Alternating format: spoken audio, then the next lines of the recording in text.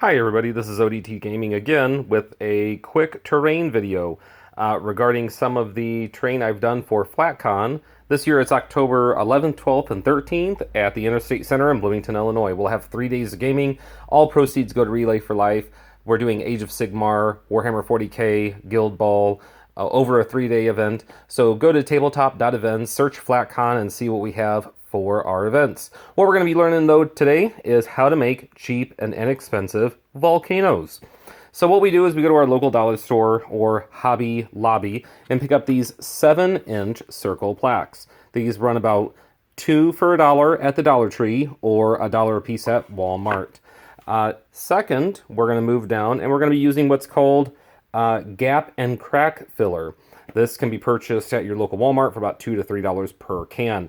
We spray this in a circular pattern, making sure that our center is higher than our base. That way we can have more of a volcano-style incline. What is volcano-style incline? It's something I just made up. Second and third and fourth step, kind of all in one if we back up here, is a process of cutting out the sides of the hill in order to give the illusion of a slate cutout.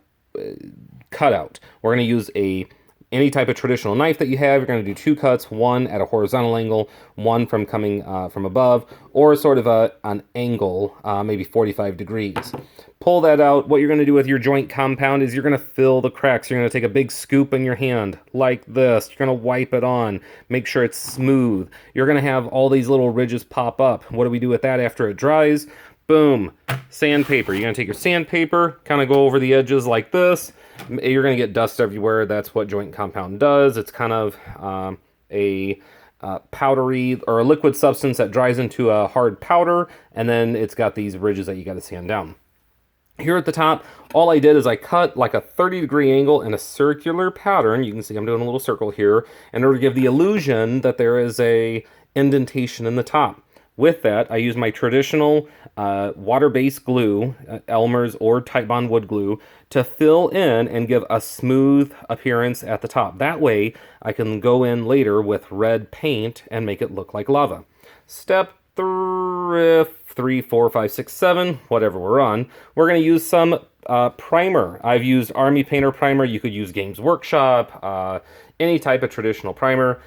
If you want to go cheaper, you can just go to your local hardware store and pick up your black Rust-Oleum. That works too. May give like a glossy appearance, like how we have on the top of this hill where we have the similar style cutout and Elmer's glue, but again, you can work with that.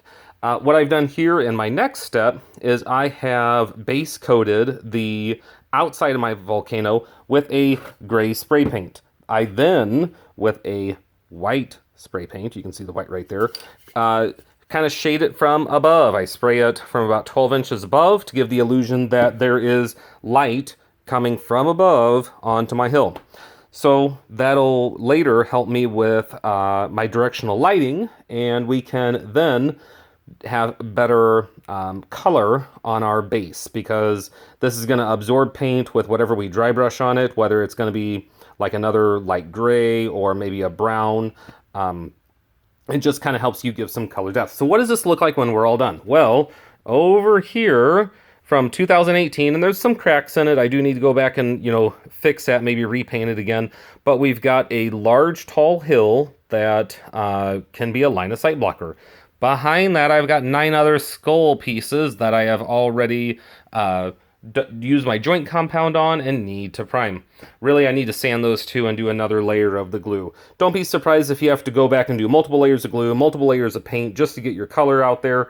But that is an easy way to get your color, to do multiple pieces of terrain at one time, and get you some terrain for your tables at home. Again, we have Flatcon October 11th, 12th, and 13th, and we're doing another batch of volcanoes, and I hope you enjoyed this, and I hope you learned something. Good day and good night.